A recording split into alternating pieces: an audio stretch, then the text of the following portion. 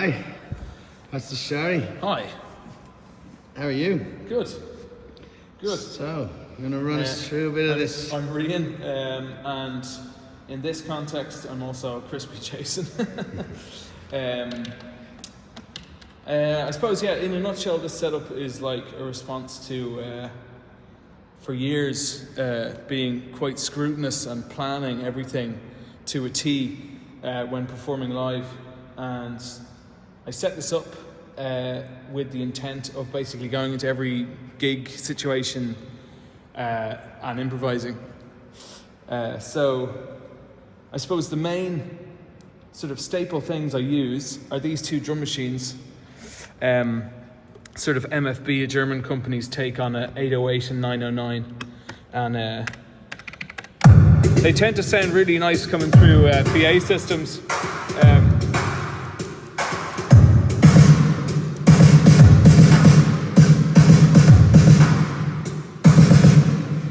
Really like the tone of them. And then I have this Erica bassline, which is essentially a kind of an acid machine. It's a bit like a Roland 101 mixed with a 303.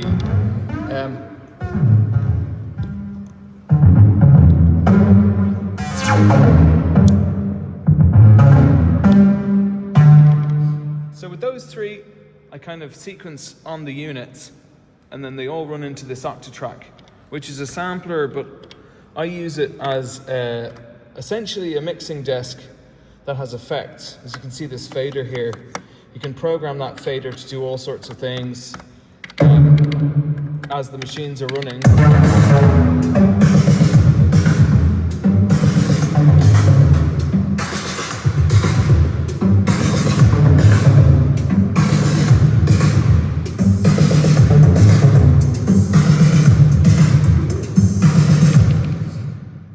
That's what I use then. Then the Juno is here. I suppose it's really like just a non-specific polysynth, so that if I find myself landing on a sequence with these that I like, I can kind of just start playing and performing over it, so it gets a bit more expressive. I also have the Juno's MIDI output run. Well, I don't have it there now, but it usually runs into the Octatrack's MIDI input, so that it allows me to record sequences on the Juno. If I feel like I'm liking something, I can loop the sequences via MIDI, and then that keeps my hands free, so I can play with settings on the Juno as these sequences are all running. Yeah, then the iPad here, I use a couple of apps that are just a little less rigid than these units for more kind of expressive drum parts. I'll show you now.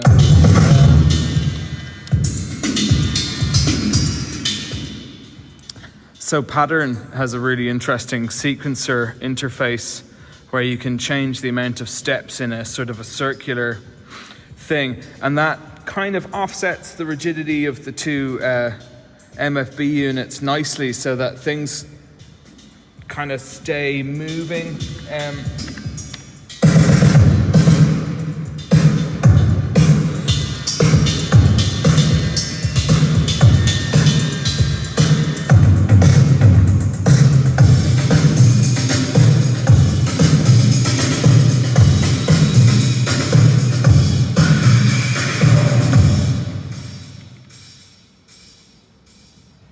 Similarly, I have a drum computer.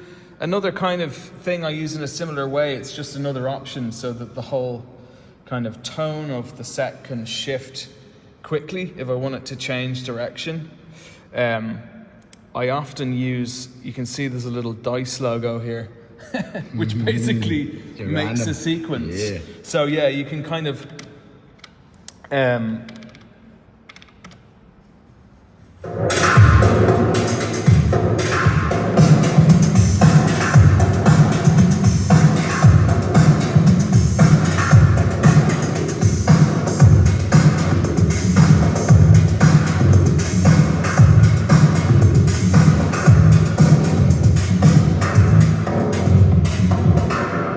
and that element of randomosity is fun when you're improvising because you kind of you find yourself in a situation where there's a pattern that you have to respond to and kind of tweak on the fly, which is good because it sort of draws out interesting moments. So all of this stuff, Octatrack and iPad, run into this mixer here to my side, which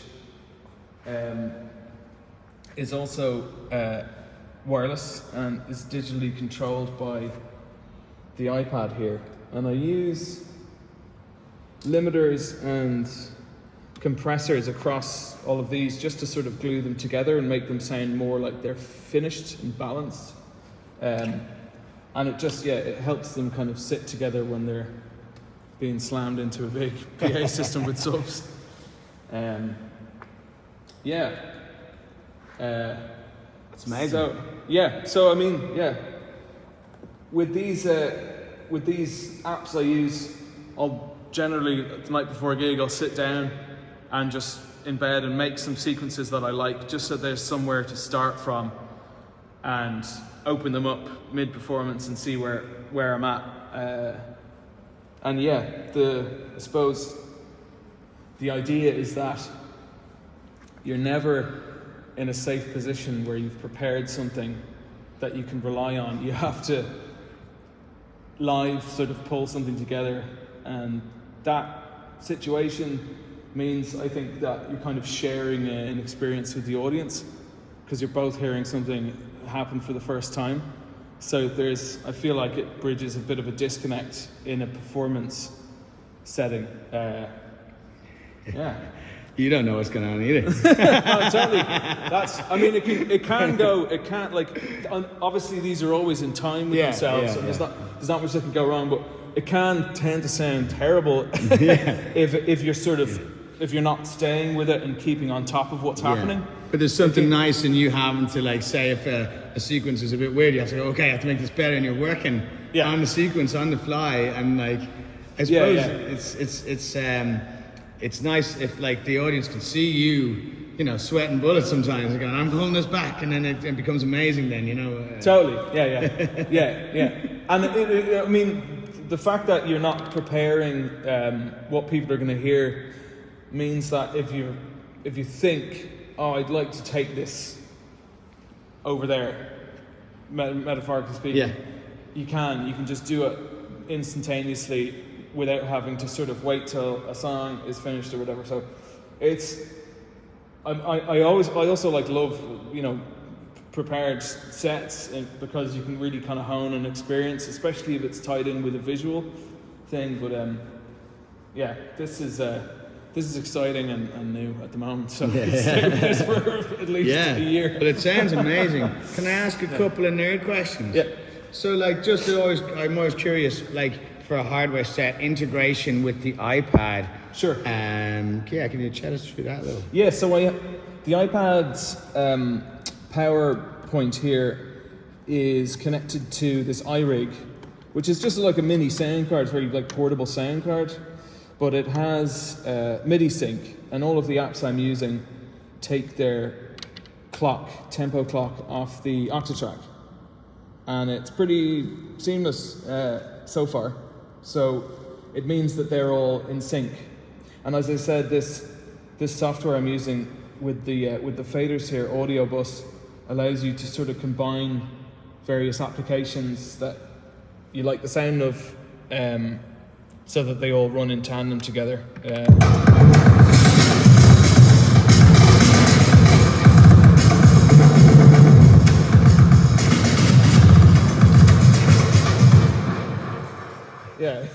It can get really crazy. Yeah. But I think iPads have come a huge way, even the Oh last few man, years. I absolutely love just being able to draw things in like that. I think it's really conducive. Also, I don't have it set up here, but I had this really fucking romantic idea that I'd record people in the venue before I play and then play them back to themselves. Nice. But that sampler actually. This is sampler, which, stuff like that, tactile things that you can manipulate with your hands is great for this type of situation. Very good. Yeah. So it seems to me like, so you've got your kind of, what would you call it, classical style sequencers, like 909 style, 808, and a 101. And that's getting you straight into the acid house vibes. You're straight in, and then you can go a bit abstract, breakbeaty with you can use your actual track to get a bit outside the box. Exactly, yeah. And then the nice, sorry, just a question. You also can just play chords on this, and then loop that back to MIDI, and then it'll start playing, and you can move on to something else while that keeps going. Exactly, yeah. So I not set up at the moment, but this will record its own sequences and play them back. So, and as they're playing, obviously, because it's not an audio recording, it's MIDI, you can change the sound or tonality, and also have your hands free to change what the beats are doing. And So then you can play in, you know what I mean? You have a bit of a jammable element where you're not just pushing buttons, you can just exactly. Essential to have your finger in sprints while you're playing this as well. It's part of the sound. That's fucking so cool, man. That's the buzz. Yeah, deadly. Thanks, man. Nice one. Us that. And just trying to demystify what sort of hardware sets are and how different people do them. Yeah, well, essentially it just means they're using boxes. Things. Whoa. And the boxes. And it adds a bit of danger because there's so wires and. A lot of bits of what would be considered hardware are essentially computers that perform a specific function. I mean, this could be quite competently replaced by a laptop, but the fact that it's sort of a dedicated unit helps a lot. Also, like, the fact that there's units that only do one thing and they're not all under the one sort of operating system like they would be on a computer, or if I was using Ableton, which I love as well, means that I kind of see them as I see this as like a band of musicians. Yeah. So it's like, that's my drummer, that's my bass player. And for me, anyway, with my background, that kind of helps me kind of compartmentalize everything and sort of treat it as its own entity, so to speak. And I know that you often evolve these setups, don't you? So you know, next month might not be the same. That's, you've had how many different setups, would you reckon, over the years? Well, that's the thing. It's like this whole process is constantly in flux, and if I find a piece of gear that's cool, I probably won't add it. I'll probably take something out and replace it with that. Just so you're constantly in this state of like discovery and keeping it fresh and interesting. And as I said, that's kind of creating a shared situation with an audience member where you're both kind of in the same boat, as in you aren't aware of what's about to happen either. So I think that's really cool for someone to come to a show and then, like, you know that you're not getting what the last show people got, you're getting something brand new. You know what I mean? And if it's terrible, I still get paid. It's meant to sound like that. If it goes really well, they're like, oh wow, he's making it up as he goes on. And if it goes really bad, he's like, oh well, he was just making it up. Done something. It's like, you can't lose. Sweet, man. Bye. On that note, thank you very much, Rian. It's been a beautiful run through of your setup. Thank you.